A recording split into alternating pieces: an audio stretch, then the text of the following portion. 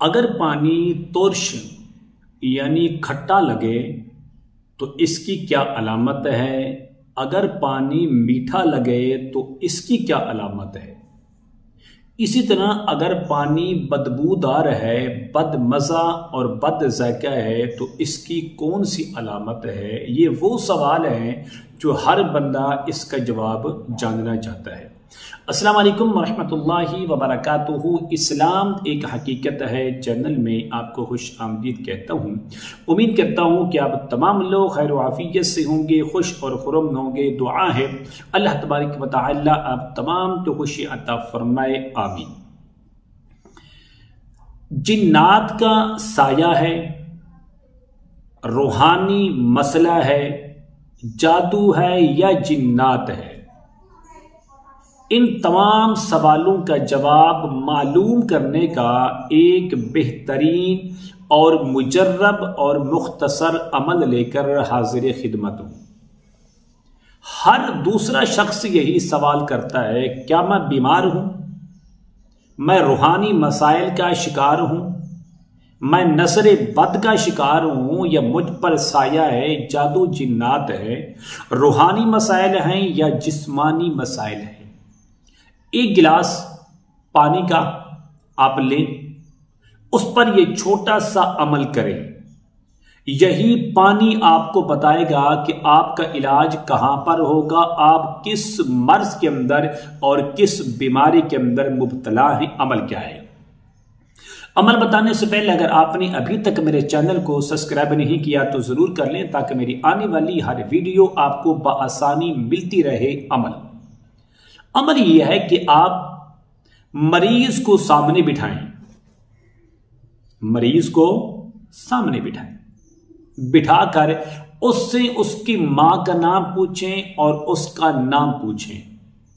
شرط یہ ہے کہ وہ مریض اپنی زبان سے خود نام بتا سکتا ہو تو اس کا رزلٹ اور بھی بہتر سے بہتر آئے گا۔ آپ نے ایک چھوٹا سا عمل کرنا ہے، پانی اس گلاس کے اندر لے لیں اور لینے کے بعد سیدھا ہاتھ اس کے اوپر رکھ کر اس کو بند کر دیں۔ مریض کا نام لینا ہے، مریض کی ماں کا نام پوچھنا ہے، پھر آپ نے عمل کرنا ہے۔ عمل کیا ہے؟ سب سے پہلے اول اور آخر آپ نے 11 مرتبہ درود ابراہیمی پڑھ لیں یا درود خضری پڑھ لیں، صلی اللہ علی حبیبہ محمد وآلہ وسلم 11 بار پڑھے، ہاتھ نہیں اٹھانا۔ اس کے بعد آپ نے 17 مرتبہ آیت کریمہ پڑھنا ہے، لا الہ الا انت سبحانک انی کنت من الظالمین، صرف 17 مرتبہ۔ اس کے بعد آپ نے سورۃ آل عمران کی آیت نمبر 154 کا چھوٹا سا حصہ، ثم انزل علیکم من بعد الغم، بس یہ آیت کافی لمبی ہے، اس کو آپ نے مکمل نہیں پڑھنا۔ آپ نے کیا پڑھنا ہے؟ ثم انزل علیکم من بعد الغم 17 مرتبہ۔ پڑھنے کے بعد آپ نے سورۃ بنی اسرائیل کی آیت نمبر 81 وَقُلْ جَاءَ الْحَقُّ وَزَهَقَ الْبَاطِلُ إِنَّ الْبَاطِلَ كَانَ زَهُوقًا۔ عمل مکمل ہو گئی ہے۔ اس آیت کو بھی آپ نے 17 مرتبہ پڑھ کر پھر آخر میں 11 مرتبہ درود ابراہیمی پڑھ لیں یا درود خضری پڑھ کر اس پانی پر ہاتھ اٹھائیں اور دم کر لیں۔ دم کرنے کے بعد آپ نے یہ پانی مریض کو فی الفور نہیں پلانا، بلکہ کم سے کم 2 منٹ تک یہ پانی پڑا رہے۔ اس کے بعد آپ نے مریض کو پانی پلانا ہے۔ اب اس پانی کے اندر آپ نے 4 چیزیں معلوم کرنی ہیں، آپ کے ہر سوال کا جواب ہے۔ نمبر 1، آپ مریض سے پوچھیں کہ پانی کیسا ہے، وہ بتائے گا یہ پانی ترش ہے یعنی کھٹا پانی ہے، جبکہ عام پانی کھٹا نہیں ہوتا۔ آپ کا استعمال شدہ گھر کا پانی ہو سکتا ہے، کسی مسجد کا پانی ہو سکتا ہے جس کو عام لوگ استعمال کرتے ہیں۔ اگر آپ کا مریض کہتے ہیں کہ یہ پانی کیا ہے، ترش ہے، کھٹا ہے، تو آپ سمجھ لیجئے کہ اس مریض پر جادو کی علامتیں ہیں۔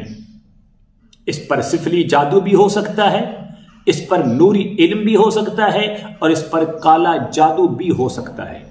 نمبر 2، اگر کہے کہ یہ پانی کڑوا ہے، پانی کڑوا ہے، تو پھر یاد رکھیے کہ اس مریض پر جنات ہیں، جنات کو مسلط کیا گیا ہے۔ سوال نمبر 3، اگر یہ کہے کہ پانی بدبودار ہے، بالکل بد مزہ ہے، استعمال کے قابل ہی نہیں ہے، تو پھر یاد رکھیے کہ ایسے مریض پر جو علامتیں ہیں وہ مسان کی ہیں۔ مسان وہ جگہ جہاں پر ہندو اپنے مردوں کو جلاتے ہیں، وہاں کی خاک یا وہاں کی راکھ کسی کو کھلا دی جائے تو اس کا علاج ممکن نہیں ہے، بہت مشکل ہے۔ نمبر 4، اگر مریض کہتا ہے کہ پانی بالکل نارمل ہے، نہ ترش ہے، نہ کڑوا ہے، نہ بدبودار ہے، بلکہ بالکل میٹھا قابل استعمال ہے، تو آپ سمجھ لیجئے کہ اس مریض پر جو علامتیں ہیں وہ مرض جسمانی ہے، مرض روحانی نہیں ہے۔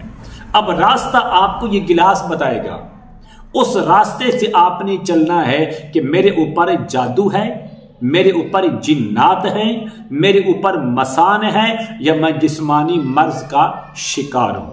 اس عمل کی اجازت کے لیے میں ضروری سمجھتا ہوں آپ میرے چینل کو سبسکرائب کریں، اس ویڈیو کو لائک اور شیئر ضرور کیا کریں، اور کمنٹ میں ماشاءاللہ، سبحان اللہ، الحمدللہ، لا الہ الا اللہ، اللہ اکبر ضرور لکھا کریں۔ السلام علیکم ورحمۃ اللہ وبرکاتہ۔